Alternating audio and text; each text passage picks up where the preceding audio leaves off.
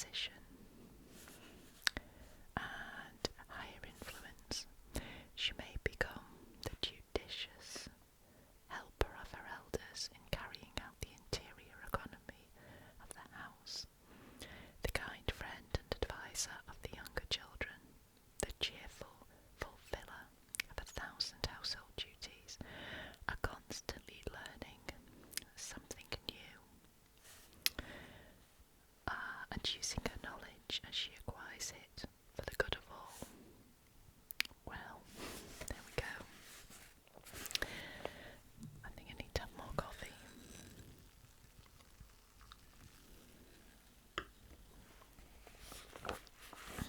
Okay. As the influence of women and the position accorded to them have increased, to have the demands, so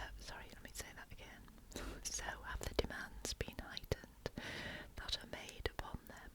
Every girl who realises the importance of her life work and the important place accorded to her will feel it her duty to fit herself with all diligence worthily to occupy that place and to fulfil the manifold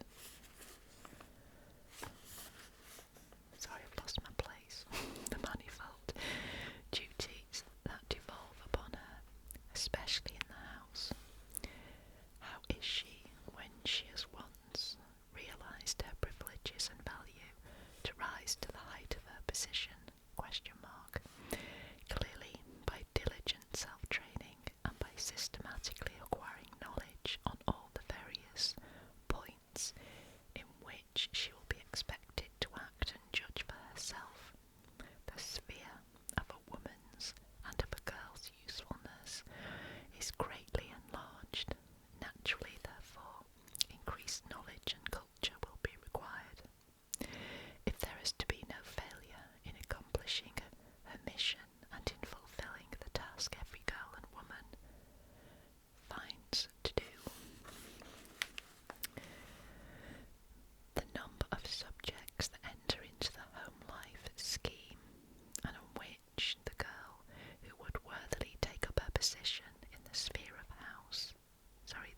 home needs to be informed, is now much greater and far more varied than it was even a generation ago. Numerous arts have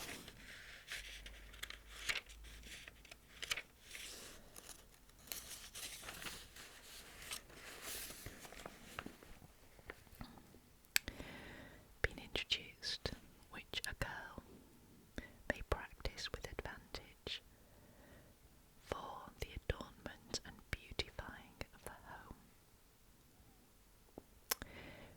Many duties now enter into the scheme of the girl's daily life which were formerly not considered, as within her province she is expected to bring to her duties of far greater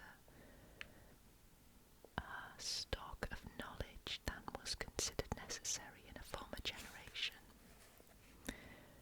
While we strongly advise our girls to read and study and learn all they can to raise themselves in the social scale, we still commend to them the care and attention to all the details that make a home bright, pleasant and attractive, to be ready and willing to undertake all the little homely tasks that would fall to the daughter of the house, and we venture to assert that the higher the culture of a girl, the less does she shrink from what she knows to be her duty.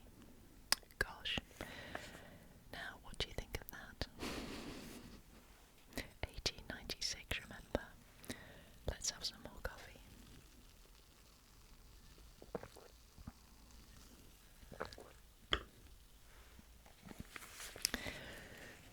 So this next section is called self-education.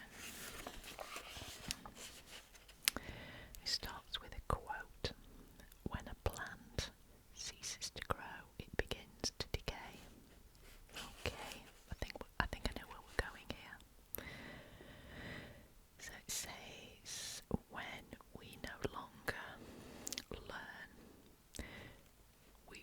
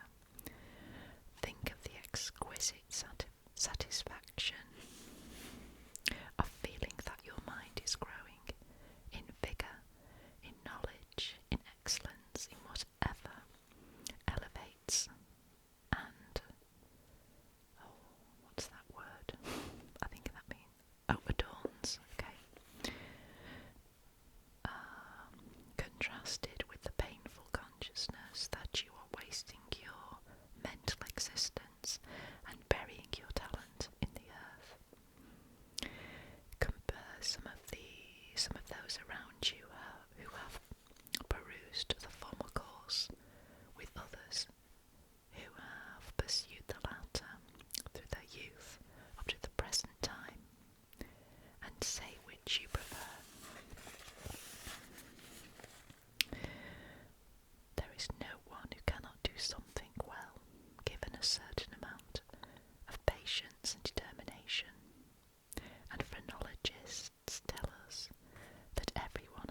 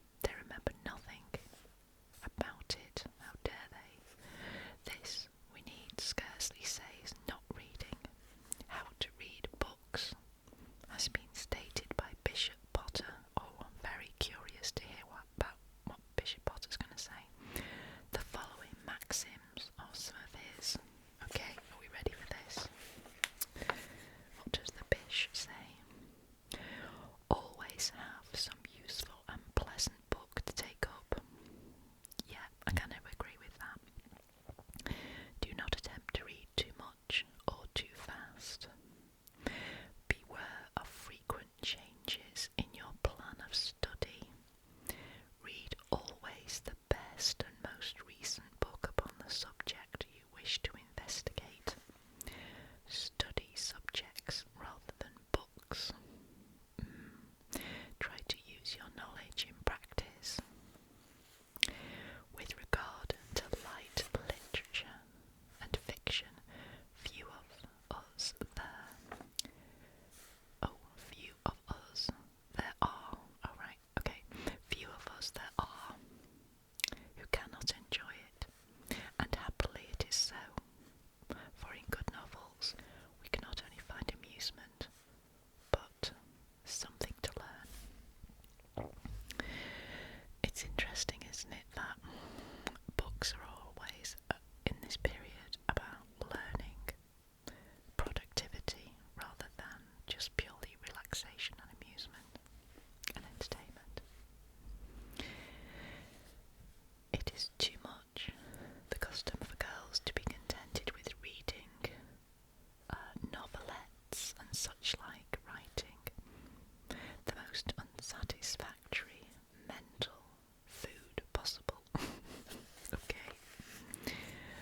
Good works of fiction, even if read in childhood, are seldom forgotten, and we have plenty of modern ones to choose from also. But whatever you read, read with a purpose, to gain knowledge, to be interested or to be amused, and in some books we may find knowledge, interest and amusement happily combined. To learn a language without a master or lady teacher is a difficult matter, but if at school we have mastered the rudiments of one, we may learn a great deal more without aid, particularly if we are fortunate enough to meet persons speaking the language you are anxious to acquire. In drawing and painting, if we have any talent, we may do much to improve ourselves, and no good artist who comes in our way will mind giving a hint to those anxious to learn.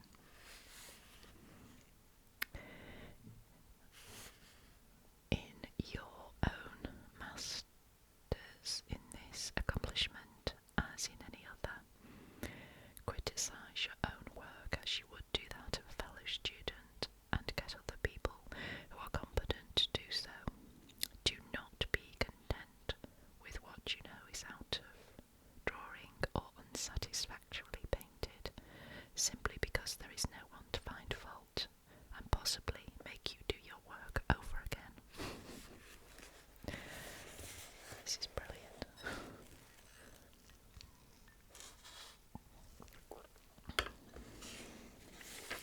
It's brilliant even though it's tiny to read. Let's finish this little bit off. Okay. As to music, it is too frequently perused by girls in an unintelligent fashion, although it should be made a most intellectual discipline.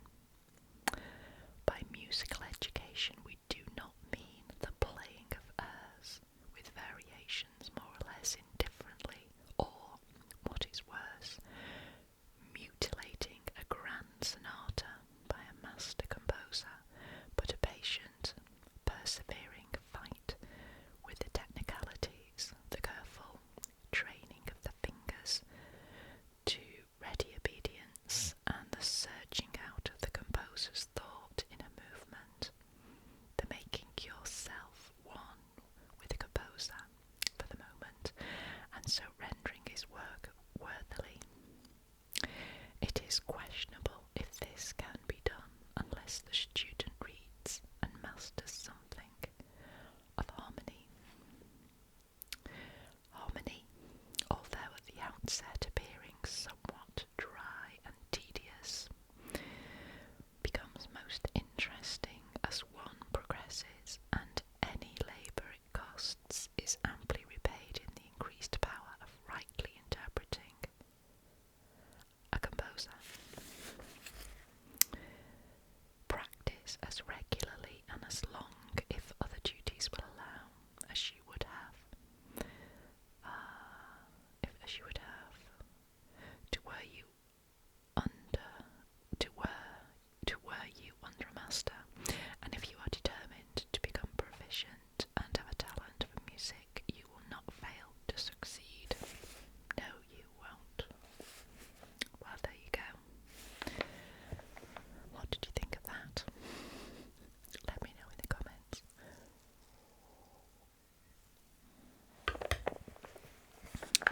section